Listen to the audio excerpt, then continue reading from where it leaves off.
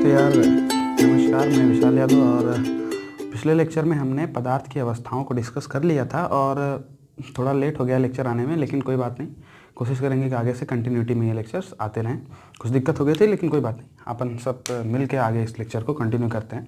पिछली क्लास में हमने पदार्थ की अवस्थाओं तक का कंप्लीट कर लिया था। आज जो चीज़ हम लोग चालू करने वाले हैं वो है घनत्व। घनत्व से आगे बढ़ते हुए हम लोग क्रम में पाठ को आगे बढ़ाएंगे। देखिए जी, जो अपना घनत्व होता है वो होता है द्रव्यमान बटा आयतन। अंग्रेजी में इसको कहते हैं डेंसिटी, जो कि है मास अपॉन वॉल्यूम। अब मैं आपको दो चीज़ देता हूँ, इन दोनों चीज़ का उत्तर आप खुद बताएंगे।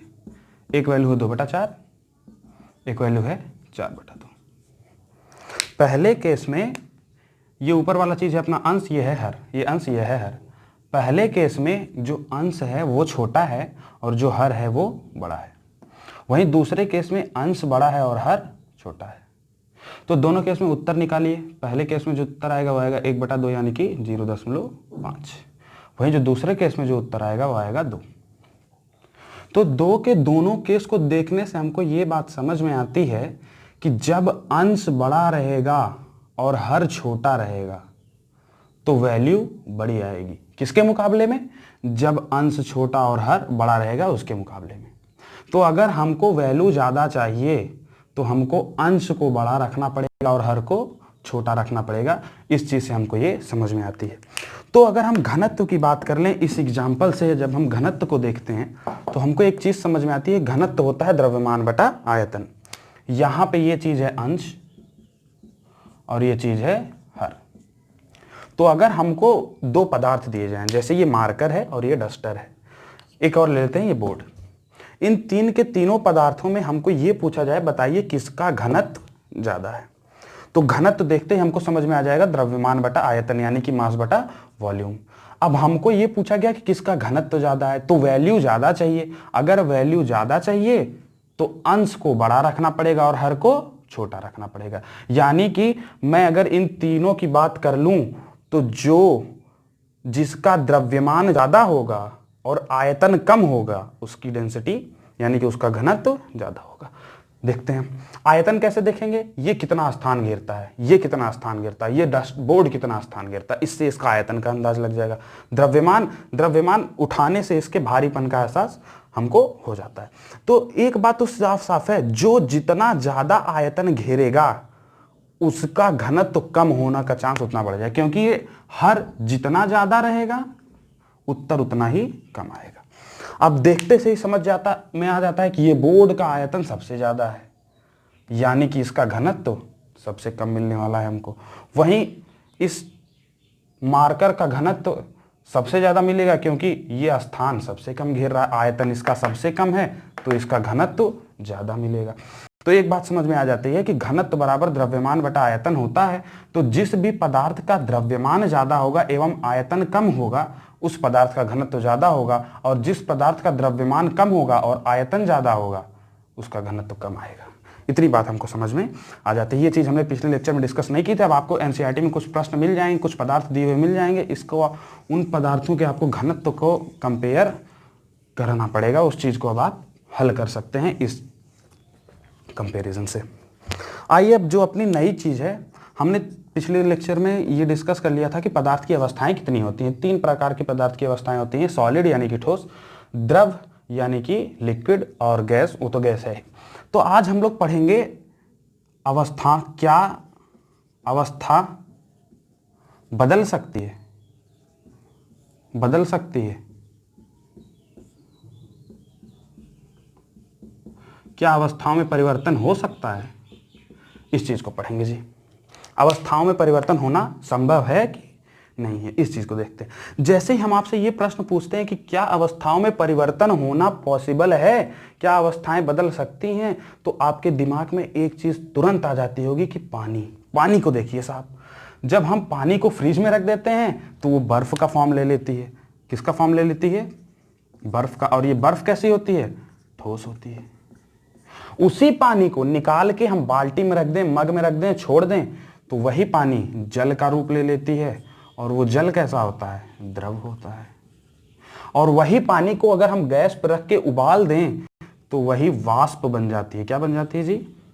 वाष्प। और यही वाष्प गैस का रूप ले लेता है। तो अब आपको एक बात तो समझ में आ रही होगी कि ये एक पदार्थ है जो कि जल है, जल कहो या फिर पानी कहो, ये तीन के तीनों अवस्थाओं में पाया जा रहा है, ठोस में भी, द्रव में भी, गैस में भी। बस अंतर इतना सा है कि जब इसका तापमान कम है तो ये ठोस रूप में है, और जब इसका तापमान हम बढ़ाते जाते हैं तो ये द्रव और गैसीय रूप में हमको मिलती जाती है। तो आप तो कहोगे सर ऐसा केवल बर्फ के केस में हो सकता है, और भी कहीं समझाइए। और समझाते हैं जी, और समझाइए। आइए लोहे का छड़ ले लिए। लोहा का तो बहुत अच्छा सॉलिड है, बहुत अच्छा ठोस है, उसके केस में देख लेते हैं। तो जो अपना लोहा है वो बहुत ही बढ़िया ठोस पदार्थ है। अगर आप उसको खूब तापमान दे दो, हजारों डिग्री सेल्सियस दे दो, तो एक समय आएगा कि वो लोहा भी पिघल के द्रव में परिवर्तित हो जाए। वो लोहा एक जो ठोस है वो भी द्रव में परिवर्तित होने लगेगा। जैसे कि सोनार लोग होते हैं, सोनार लोग क्या करते हैं? सोने को गलाते हैं और उसको दूसरा रूप दे देते हैं। तो वो सोना गला कैसे? वो सोना तो ठोस था, लेकिन वो सोना भी बदल के द्रव में परिवर्तित हो गया। इसका मतलब कोई भी ठोस पदार्थ हो, कोई भी ठोस पदार्थ हो, उस पर तापमान बढ़ाने पर वो द्रव में भी परिवर्तित हो सकता है, और जो द्रव है उसमें तापमान बढ़ाने पर वो गैस में भी परिवर्तन हो सकता है। तो इतनी सी बात तो हमको समझ में आ जाती है जी कि कोई भी पदार्थ हो वो तीन की तीनों अवस्थाओं में पाया जा सकता है, जो कि ठोस है, जो कि द्रव है, और जो कि गैसीय है। तो ये बात हमको समझ में आ गई कि पदार्थ अपनी अवस्था को बदल सकता है। हाँ जी, इसका उत्तर है हाँ, पदार्थ अपनी अवस्था को बदल सकता है। तो अब हम ये देख लेते हैं कि पदार्थ अगर अपनी अवस्था को बदल रहा है तो उसमें इस पदार्थ के कणों का क्या हो रहा है। तीन चीज है अपने पास। पहला है ठोस,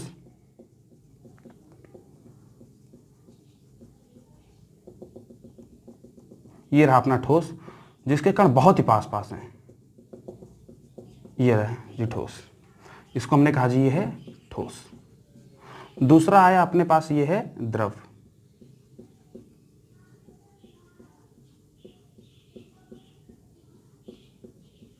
और तीसरा आया अपने पास, ये है गैस। ये द्रव और ये गैस। अब एक बात आती है कि यार जब पदार्थ अपनी अवस्था को बदलता रहता है तो इनके कणों का आखिर होता क्या है, ये बात समझना बहुत जरूरी है। तो जब हम ये बात करते हैं कि पदार्थ अपनी अवस्था को बदल सकता है तो इनमें कणों का क्या होता है, इस बात को समझने के लिए आपको एक चीज समझनी होगी। आप एक काम करिए, आप पानी को लीजिए। अगर अच्छा, मैंने आपको एक पिछली बार एक क्लास में ये समझाया था, एलपीजी और सीएनजी को सपिंडित करते हैं, कंप्रेस करते हैं ताकि वो कम आयतन वाली जगह में आ सके। बस ऐसा ही कुछ होता है जब पदार्थ अपनी अवस्था को बदलता है। किसी ना किसी बाहरी बल की वजह से कोई भी ऐसा फैक्टर आ जाता है जिसकी वजह से पदार्थ के जो कण होते हैं वो या तो एक दूसरे से दूर चले जाते हैं, जिससे हमें ठोस से द्रव और द्रव से गैस में परिवर्तन मिलता है, और या तो कुछ ऐसा होता है कि पदार्थ एक के कण जो है वो एक दूसरे के पास आ जाते हैं, जिससे हमें गैस से द्रव और द्रव से ठोस में परिवर्तन मिलता है। तो इतना हमको समझ में आ गया था कि पदार्थ अपनी अवस्था को बदल सकता है। अब ये भी समझ में आ गया कि उनके कणों का क्या होता है। उनके कण या तो पास में आ जाते हैं या तो एक दूसरे से दूर चले जाते हैं। वो कुछ फैक्टर हैं, कुछ चीजें हैं जिनकी वजह से ये एक दूसरे के पास आ जाते हैं और या तो एक दूसरे से दूर चले जाते हैं। जब पास आते हैं तो हमको गैस से द्रव और द्रव से ठोस में परिवर्तन मिलता है, और जब कण एक दूसरे के दूर चले जाते हैं तो हमको ठोस से द्रव और द्रव से गैस में परिवर्तन होते हुए मिलता है। अब हम ये कारण को पढ़ेंगे कि वो कौन कौन से कारण हैं जिसकी वजह से पदार्थ के कण या तो एक दूसरे के पास आ जाते हैं या तो एक दूसरे से दूर चले जाते हैं। तो ऐसे हमको दो कारण मिलते हैं। पहला कारण है तापमान परिवर्तन का प्रभाव, तापमान परिवर्तन, देखो यार स्पेलिंग ध्यान मत देना, तापमान परिवर्तन का प्रभाव मात्रात्मक त्रुटि हो सकती है। और जो दूसरी चीज है जिसकी वजह से पदार्थ के कण एक दूसरे के पास या तो एक दूसरे से दूर आते हैं वो है दाब परिवर्तन का प्रभाव। तो दो फैक्टर्स हैं, दो कारण हैं जिसकी वजह से अपनी अवस्थाओं में बदलाव पदार्थ करता है। उनके कण एक दूसरे के पास या तो एक दूसरे से दूर आते हैं। वो दो चीजें क्या हैं, दो कारण क्या हैं, तापमान में बदलाव हो जाए, तापमान परिवर्तन का प्रभाव हमको देखने को मिले, या तो दाब में बदलाव हो जाए, दाब परिवर्तन का प्रभाव हमको देखने को मिले। अब इन दोनों को बारीकियों से डिस्कस करते हैं। आज के लेक्चर में केवल हम लोग तापमान परिवर्तन का प्रभाव देखेंगे, अगले लेक्चर में हम लोग दाब परिवर्तन का प्रभाव और वाष्पीकरण, 2 पॉइंट हम लोग अगली क्लास में डिस्कस करेंगे। तो आज देख लेते हैं तापमान परिवर्तन का प्रभाव। तो जब हम तापमान परिवर्तन का प्रभाव की बात करते हैं तो हम आपसे एक उदाहरण लेते हैं, सीधा सीधा उदाहरण। आप एक ग्लास लीजिए, उस ग्लास में कुछ बर्फ के टुकड़े डाल दीजिए। ये लीजिए जी, ग्लास लिया, उस ग्लास में कुछ बर्फ के टुकड़े डाल दिए, बर्फ सॉलिड है, ये लो जी बर्फ के टुकड़े डाल दिए। अब क्या किया, अब नीचे से उसको गर्मी दे दी, हीट दे दिया, उष्मा दे दी। तो अब क्या होगा, इसमें से कुछ बर्फ के टुकड़े तुरंत पानी में बदलने लगेंगे और कुछ बर्फ के टुकड़े वहां हमको मौजूद मिलेंगे। तो ऐसा होगा, कुछ बर्फ के टुकड़े तो हमको पानी में परिवर्तित होते हुए मिल जाएंगे और कुछ बर्फ के टुकड़े अभी बर्फ में मौजूद होंगे। तो एक बात हमको समझ में आती है कि यार अगर हम ठोस में गर्मी को बढ़ाते हैं, उष्मा देते हैं, तो वो ठोस द्रव में परिवर्तित होने लगता है। जो अपना ठोस है वो परिवर्तित होने लगता है द्रव में जब हम लोग तापमान बढ़ाते हैं। उस समय टेम्परेचर बढ़ाने पर ठोस द्रव में परिवर्तित होने लगता है। इतनी बात हमको समझ में आ गई जी कि टेम्परेचर बढ़ाएंगे तो ठोस द्रव में परिवर्तित होने लगता है। तो एक बात आती है कि अगर हम किसी भी ठोस के द्रव में परिवर्तन होने की बात कर रहे हैं तो कुछ न्यूनतम तापमान होगा जिसपे पहला ठोस द्रव में परिवर्तित हो गया होगा, पहला ठोस द्रव में परिवर्तित हो गया होगा। इसका मतलब क्या है जी, इसका मतलब जो भी ठोस पदार्थ हमने लिया है वो द्रव में तो परिवर्तित हो जाता है। इसको कहते क्या है, ये होता क्या है? तो कम से कम तापमान जिसमें ठोस द्रव में परिवर्तित होना चालू हो जाता है उसको हम लोग कहते हैं गलनांक। क्या बोलते हैं जी? गलनांक। ये बात आपको समझ में आ गई होगी कि आखिर गलनांक क्या होता है। गलनांक अपने बर्फ के लिए है 273.15 केल्विन। ये गलनांक है जी, किसके लिए? अपनी बर्फ के लिए। बर्फ एक ठोस है, उसका गलनांक कितना है। यानी कि गलनांक क्या है? गलनांक वायुमंडलीय दाब पर कोई ठोस अगर द्रव में जितने तापमान पर परिवर्तित हो जाए, जितनी उष्मा पे परिवर्तित हो जाए, उस तापमान को गलनांक, उस ऊष्मिक ऊर्जा को गलनांक नाम दिया गया है। यानी कि गलनांक है क्या? गलनांक एक स्पेसिफिक पॉइंट, एक निर्धारित पॉइंट है। ये बर्फ अभी तक पूरे रूप से पानी में परिवर्तित नहीं हुई है, धीरे धीरे आगे चल के ये पानी में पूरी तरह से परिवर्तित हो जाएगी, लेकिन अभी पूरी तरह से पानी में परिवर्तित नहीं हुई। जब बर्फ का पहला टुकड़ा पानी में बदला होगा तो तापमान सबसे कम रहा होगा, वही कम तापमान गलनांक कहलाता है। ये बात हमको समझ में आ गई जी कि गलनांक क्या है। गलनांक को इंग्लिश में बोलते हैं जी मेल्टिंग पॉइंट। ये एक पॉइंट है, एक पॉइंट है जो कि बर्फ के लिए होता है 273.15 केल्विन और अलग अलग पदार्थों के लिए अलग अलग पदार्थों के लिए अलग अलग हो सकता है। तो अपने को गलनांक समझ में आ गया जी कि आखिर ये गलनांक क्या चीज है, क्या बला है गलनांक। अब एक बात आती है कि यार ये ठोस जो बर्फ थी ये अभी तक तो पूरी पानी में परिवर्तित हुई नहीं है, ये तो पूरी एक प्रक्रिया चल रही है। तो अगर हम इस पॉइंट को, जब पहला बर्फ द्रव में परिवर्तित हुआ होगा, उसको अगर हम लोग गलनांक करें तो इस पूरी प्रक्रिया को क्या नाम दिया जाए? अभी तक तो पूरी बर्फ पानी में परिवर्तित हुई नहीं है, जब तक पूरी पानी में परिवर्तित होती रहेगी उस पूरी प्रक्रिया को क्या कहेंगे? तो इस पूरी प्रक्रिया को, जिसमें अपनी पूरी बर्फ पानी में परिवर्तित होती रहती है, इस पूरी प्रक्रिया को हम लोग संगलन कहते हैं। संगलन कहते हैं। संगलन क्या होता है जी? ये वो पूरी प्रक्रिया है जिसमें अपना ठोस पदार्थ पूरी तरह से द्रव में परिवर्तित होने लगता है। अब ये संगलन को इंग्लिश में बोलते हैं फ्यूजन। तो बात आती है गलनांक में और संगलन में अंतर क्या है, यानी कि मेल्टिंग पॉइंट और फ्यूजन में अंतर क्या है। दो के दोनों में ही जो ठोस है वो द्रव में परिवर्तित हो रहा है। जो गलनांक है वो एक निर्धारित वैल्यू है अलग अलग पदार्थ के लिए, लेकिन जो संगलन है वो पूरी की पूरी प्रक्रिया है जिसमें अपना ठोस परिवर्तित होता रहता है द्रव में। इतनी बात समझ में आ गई क्या? ये एक पॉइंट है और ये एक पूरी प्रक्रिया है, पूरा का पूरा प्रोसेस है संगलन। इतनी बात हमको समझ में आ गई जी, ये संगलन होता है। अब एक बात और हम आपसे कर लेते हैं, वो बहुत अच्छी पॉइंट है, उस पॉइंट को समझ लेते हैं। उसके लिए आपको एक एग्जांपल देता हूं। ये लीजिए एक बीकर या फिर ग्लास, उसमें रखिए बर्फ का कुछ टुकड़ा, बर्फ का कुछ टुकड़ा लीजिए, इसके नीचे लगा दीजिए आप आग। ये लीजिए आग लगा दिया।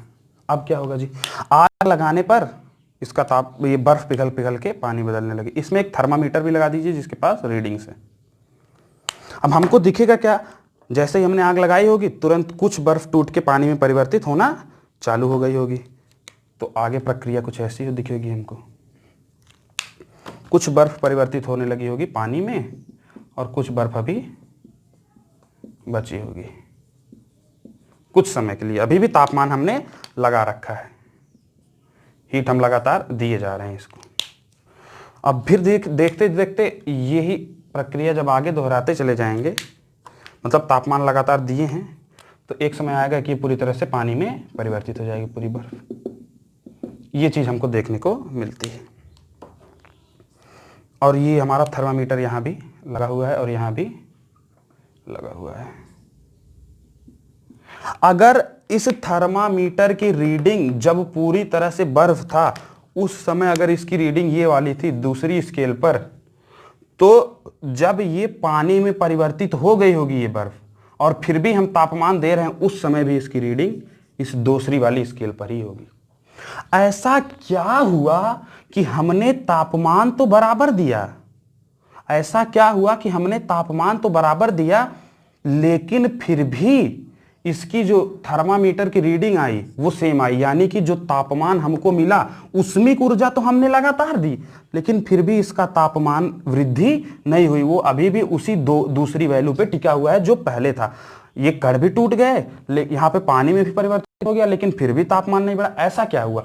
तो अब हमको यही समझना है कि किसी भी ठोस में उष्मिक ऊर्जा देने के बावजूद जब तक वो पूरी तरह द्रव में परिवर्तित ना हो जाए तब तक ऐसा क्या होता है कि उसका तापमान वृद्धि नहीं होता है। यही बात हमको समझनी है। यहां पे भी तापमान वही था, यहां पे भी तापमान वही था, हमने उष्मिक ऊर्जा तो दी लेकिन तापमान वृद्धि हमको देखने को नहीं मिली। ऐसा क्या है ठोस में कि हम तापमान बढ़ाते रहते हैं लेकिन फिर भी उष्मिक ऊर्जा बढ़ाते रहते हैं लेकिन हमारा जो टेम्परेचर है वो स्थिर रहता है। इस बात को समझिए, बहुत ही अच्छा पॉइंट हमने आपसे पूछा है। इस बात को आइए समझते हैं कि ठोस में तापमान वृद्धि क्यों नहीं होती जब तक पूरी तरह से वो द्रव में परिवर्तित नहीं हो जाता।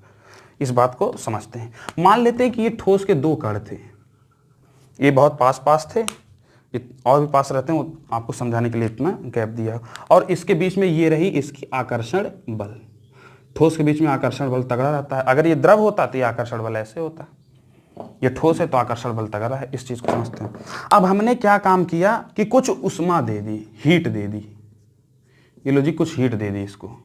इस हीट देने से क्या होगा, जब हमने ठोस के पदार्थ में उष्मा दी, हीट दी, तो ये उष्मा उस ठोस के दो कणों के बीच में आकर्षण बल को तोड़ने में काम आ जाती है। कैसे? ये ठोस के ये एक कण है, ये दूसरा कण है, ये दोनों इस आकर्षण बल से जुड़े हुए हैं। जब इस आकर्षण बल से ज्यादा ताकत इस पदार्थों को मिल जाए, इन कणों को मिल जाएगी, तो ये इस वाले आकर्षण बल को तोड़ के फ्री हो जाएंगे। ऐसा क्यों जी? जैसे ही जैसे हमने तापमान वृद्धि की, ये ठोस के जो कण थे ये इस हीट को, इस उष्मा को एब्जॉर्ब करने लगते हैं। एब्जॉर्ब करते ही हम पिछली कक्षा में बात किए हुए कि पदार्थ के जो अभिलाक्षणिक गुण हैं कि पदार्थ निरंतर गतिशील होते हैं और ये जो उष्मिक ऊर्जा बढ़ाने पर, तापमान बढ़ाने पर उनकी गतिशीलता बढ़ जाती है। तो जैसे ही हमने उष्मिक ऊर्जा दी वैसे ही इसका तापमान लगातार ये देखिए बढ़ने लगा। ये तापमान बढ़ने से इनके कणों की गतिशीलता बढ़ने लगी। जैसे जैसे इसकी गतिशीलता बढ़ी ये कंपन करने लगे। ये लो जी, इनकी अब ये गतिशील होने चाहते हैं लेकिन हो नहीं पा रहे हैं क्योंकि इनके बीच में एक आकर्षण शक्ति है। तो ये लगातार इनमें कंपन हो रहा है, कंपन हो रहा है, कंपन हो रहा है। और जब ये उष्मिक ऊर्जा इस आकर्षण बल से ज्यादा होगी तो ये आकर्षण शक्ति टूट जाएगी। और जैसे ही आकर्षण शक्ति टूटी, अब ये कण चलने के लिए फ्री हो गए। अब इनके बीच में आकर्षण बल कमजोर हो गया। अब ये एक दूसरे के ज्यादा दूर दूर पहुंच गए। इसका मतलब हुआ क्या? हुआ ये कि जो हमने उष्मिक ऊर्जा दी, वो कणों को, टूटे हुए कणों को चलाने के बावजूद, टूटे हुए कणों को चलाने के लिए नहीं, बल्कि जुड़े हुए कणों के आकर्षण बल को तोड़ने में प्रयोग हो गई। क्या बोला मैंने, फिर समझिएगा। कुछ कण टूटे हुए थे, कुछ कण जुड़े हुए थे। तो जो उष्मिक ऊर्जा हमने दी, वो इन जुड़े हुए कणों के आकर्षण बल को तोड़ने में काम आ गई।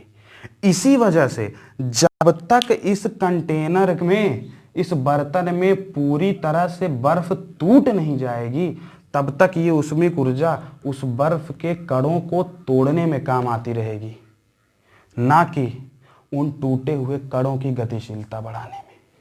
यही कारण है कि जब तक ठोस पदार्थ उस बर्तन में मौजूद रहेगा, तब तक उसकी गतिज ऊर्जा, उसका तापमान नहीं बढ़ेगा।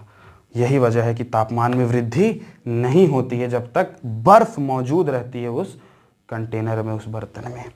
तो एक बात आती है यार, जो हमने ऊर्जा दी वो तो छुप गई।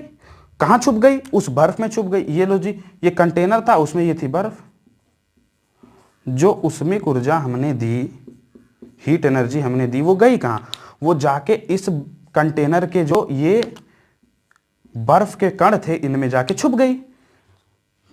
ठीक है जी, इस कण में जाके छुप गई। इसका मतलब क्या है? इसका मतलब अगर आप कोई भी ठोस पदार्थ लोगे किसी बर्तन में, उसके बाद उसमें उष्मिक ऊर्जा दोगे, तो वो उष्मिक ऊर्जा उस बर्तन में लिए हुए पदार्थ में छुप जाएगी। इसी को हम लोग कहते हैं छुपी हुई ऊष्मा, यानी कि गुप्त ऊष्मा। ये गुप्त ऊष्मा उन पदार्थों में आ जाती है जो पदार्थ हमने बर्तन में लिए हैं, और इसी वजह से उसका तापमान वृद्धि नहीं हो पाता है। तो इस छुपी हुई ऊष्मा को जो छुप जाती है उसको कहते हैं गुप्त ऊष्मा, और छुप जाती है, इसी वजह से तापमान की वृद्धि नहीं हो पाती। चलिए आ जाइए, गुप्त ऊष्मा इसको हम लोग बोलते हैं। गुप्त ऊष्मा को अंग्रेजी में बोलते हैं लैटेंट हीट। तो आपको इतनी बात समझ में आई कि नहीं आई कि गुप्त ऊष्मा क्या है, छुपी हुई हीट? ये बात आपको समझ में आ गई जी, कि हमारा तापमान वृद्धि होता नहीं है, तो जो हमने पदार्थ लिया उस पदार्थ के कणों के बीच में वो ऊष्मा छुप गई।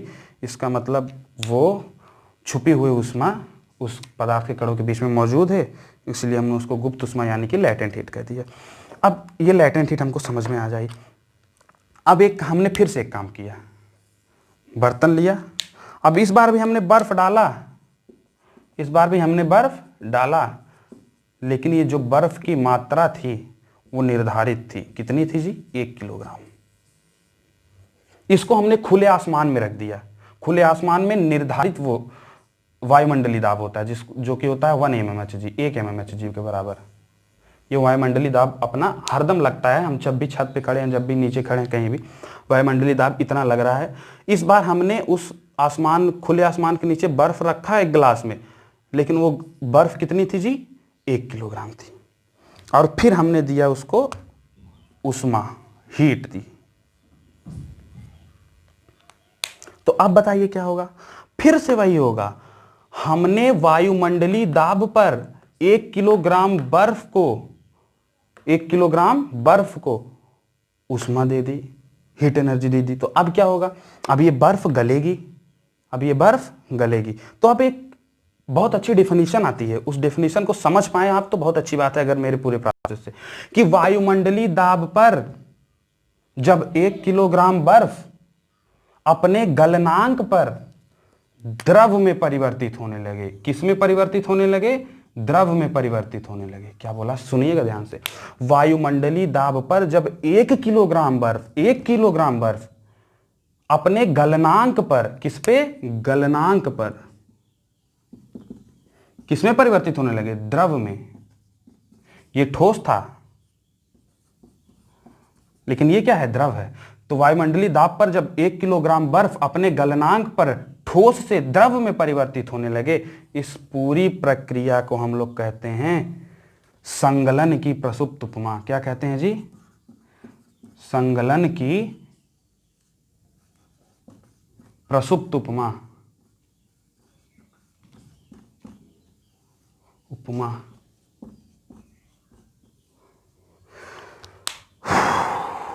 संगलन की प्रसुप्त उपमा क्या है, ये बात हम लोग समझ गए। जब एक वायुमंडलीय दाब पर 1 किलोग्राम बर्फ अपने गलनांक पर ठोस से द्रव में परिवर्तित होने लगे तो इसको हम लोग संगलन की प्रसुप्त उपमा कहते हैं, जिसको अंग्रेजी में बोलते हैं लैटेंट हीट ऑफ फ्यूजन। संगलन की प्रसुप्त उपमा, ये चीज हम समझ गए जी, संगलन की प्रसुप्त उपमा क्या होती है। चलिए आइए आगे बढ़ते हैं। संगलन की प्रसुप्त उपमा हमको समझ में आ गई। अब एक चीज और आती है कि यार अब तो ये बर्फ पानी में परिवर्तित हो चुकी है। अब ये जो बर्फ हमने ली थी ये किस में परिवर्तित हो चुकी है, पानी में परिवर्तित हो चुकी है। लगातार हमने इसको हीट एनर्जी दी थी, उष्मीक ऊर्जा दी थी, इस उष्मीक ऊर्जा को इसने एब्जॉर्व किया और पानी में परिवर्तित होती चली गई। अब अगर इस उष्मीक ऊर्जा को हम लगातार देते रहें पानी में परिवर्तन होने के बावजूद भी, तो अब यही पानी के जो परस्पर आकर्षण थे वो भी टूटने लगेंगे। पानी के जो परस्पर आकर्षण थे वो कमजोर जरूर से हो गए थे क्योंकि दूर दूर हो गए थे, लेकिन थे तो अभी भी। तो अभी भी हमने उष्मीक ऊर्जा बनाई रखी, तो अब ये उष्मीक ऊर्जा इसको और दूर ले जाने में काम आएगा, इसके आकर्षण को और कमजोर करने में आएगा, क्योंकि इस गतिशीलता को बढ़ाएगा और गतिशीलता जब बढ़ेगी इन कणों की तो ये एक दूसरे से और दूर जाएंगे।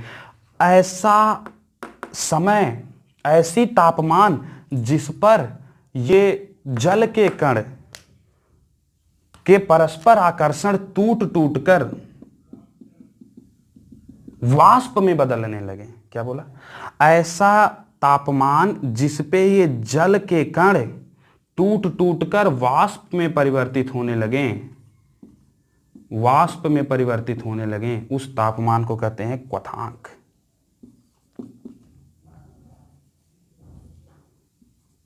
क्वथांक, क्वथांक क्या है जी? ये वो तापमान है जिस पर जो पानी होता है वो वाष्प में परिवर्तित होने लगता है। क्वथांक कितना होता है जल का? वो होता है 373 केल्विन, यानी कि 100 डिग्री सेल्सियस। ये क्वथांक है जी। ये भी एक निर्धारित तापमान है, ये भी एक, जैसे गलनांक था ना वैसे ये भी एक निर्धारित तापमान है जिस पर जो द्रव होता है वो गैस में परिवर्तित होने लगता है। ये अलग अलग पदार्थ के लिए अलग अलग हो सकता है। तो क्वथांक अपने आप को समझ में आ गया कि जब जल परिवर्तित होने लगे वाष्प में तो इस निर्धारित तापमान को क्वथांक कहते हैं। अब एक चीज़ और हम लोग समझ लेते हैं, यार ये बार बार मैं डिग्री सेल्सियस और केल्विन लिख रहा हूँ, ये क्या है क्या?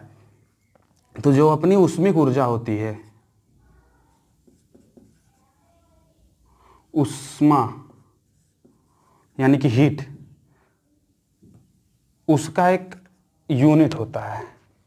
अब उसमें दो वैल्यू आती हैं उसको मेजर करने के लिए, एक तो केल्विन में ली जाती है और एक ली जाती है अपनी डिग्री सेल्सियस में और एक होती है अपनी फ़ारेनहाइट में।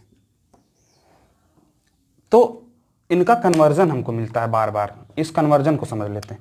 तो जब आपको केल्विन से डिग्री सेल्सियस में परिवर्तन करना रहे तो केल्विन बराबर होता है डिग्री सेल्सियस धन 273 डिग्री, 273 केल्विन बराबर डिग्री सेल्सियस धन 273।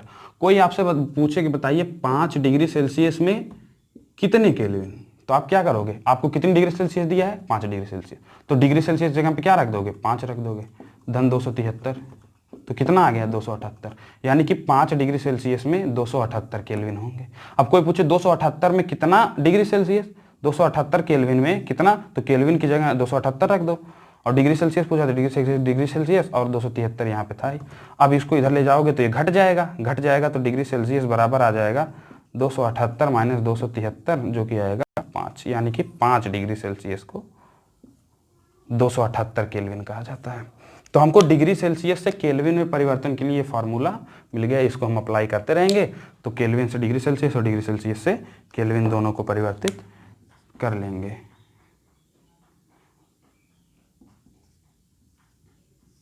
ये परिवर्तन हमारा इस फार्मूले से हो जाएगा।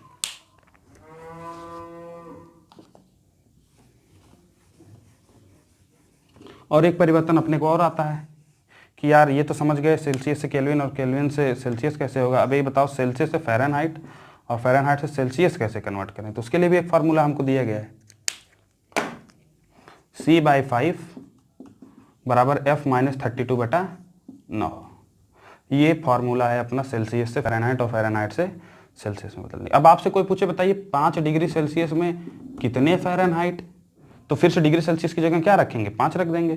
तो 5/5 बराबर F-32/9। 5 में से 5 गया, 5/5 कितना आ गया 1। अब 9 में 9 को गुणा करो 1 में, यहाँ आ जाएगा 9 बराबर F-32। अब ये -32 इधर आएगा तो 9 में जुड़ जाएगा, क्या हो जाएगा F बराबर 9-32, ये कितना आ जाएगा 41, यानी कि 41 फ़ारेनहाइट हो जाएगा 5 डिग्री सेल्सियस में। ऐसे 41 फ़ारेनहाइट पूछा जाए तो फ़ारेनहाइट की जगह 41 रख दो, उसी की जगह से और गुणा भाग करके निकाल लो उत्तर।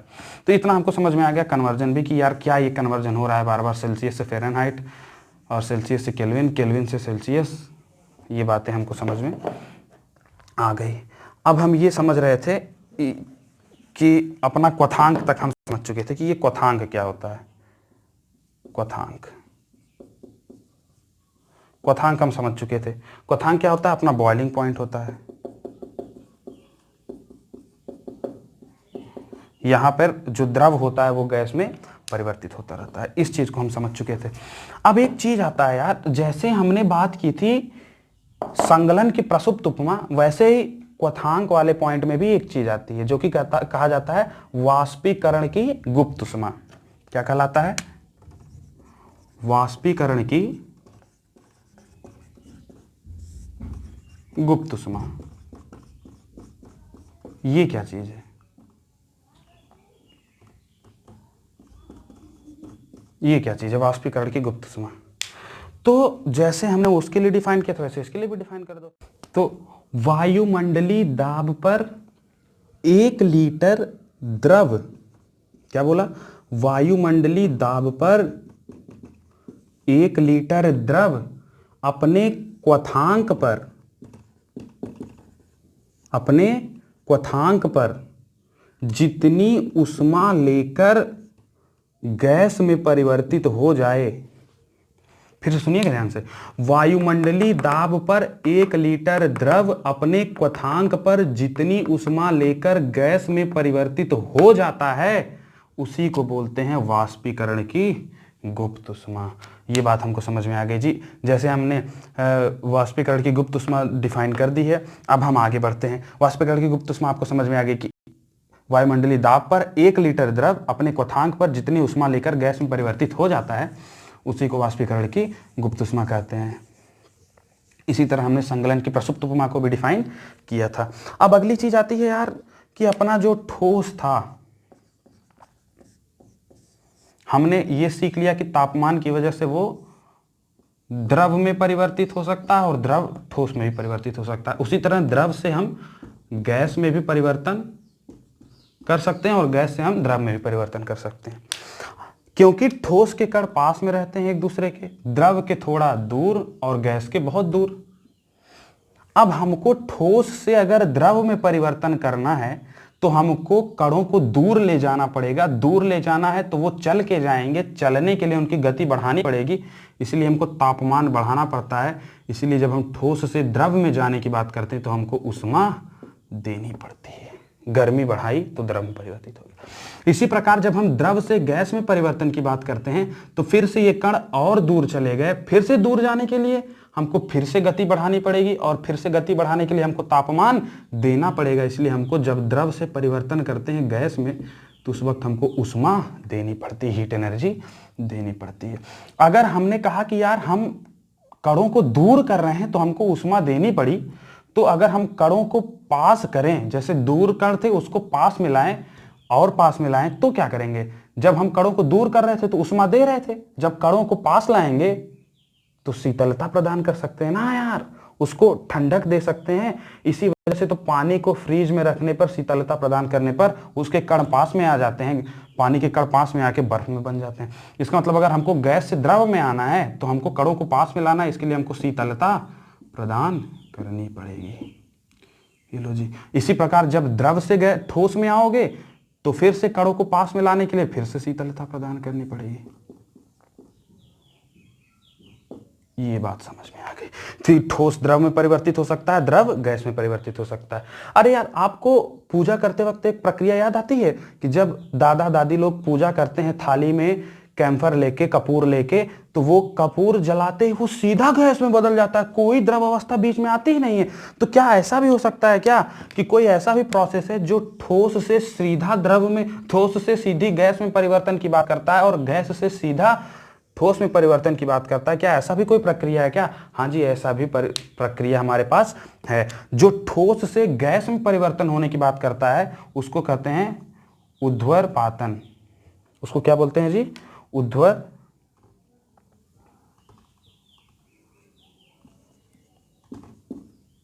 ऊर्ध्वपातन। और जो गैस से ठोस में आने की बात करता है उसको कहते हैं निक्षेपण।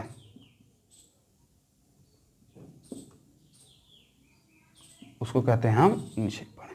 ऊर्ध्वपातन को क्या कहते हैं जी? सब्लिमेशन, इंग्लिश में सब्लिमेशन। और निक्षेपण को इंग्लिश में कहते हैं डीसब्लिमेशन। इंग्लिश में थोड़ा सरल होता है, अंग्रेजी में तो ये बात हमको समझ में आ गई कि ऊर्ध्वपातन ये है, निक्षेपण ये है। तो यहाँ पे अपना तापमान परिवर्तन का प्रभाव कंप्लीट होता है। हम ये पढ़ रहे थे कि क्या पदार्थ अपनी अवस्था को बदल सकता है, उसमें हमने तापमान परिवर्तन का प्रभाव पढ़ा कि हाँ, तापमान के परिवर्तित होने से पदार्थ अपनी अवस्थाओं को बदल सकता है। तो इतना हमको समझ में आ गया। अब अगली कक्षा में, अगले लेक्चर में हम लोग ये पता करेंगे कि दाब परिवर्तन से क्या प्रभाव होता है। थोड़ा टाइम ज़्यादा हो रहा है तो लेक्चर लंबा हो जाए, इसलिए हम लोग कोशिश कर रहे हैं कि इसको, दाब परिवर्तन के प्रभाव को अगले लेक्चर में आपको बता दें। तो तब तक के लिए नमस्कार। देखते रहिए RJRM लर्निंग और हंसते रहिए, मुस्कुराते रहिए, एक दूसरे को सम्मान करते रहिए। जय हिंद।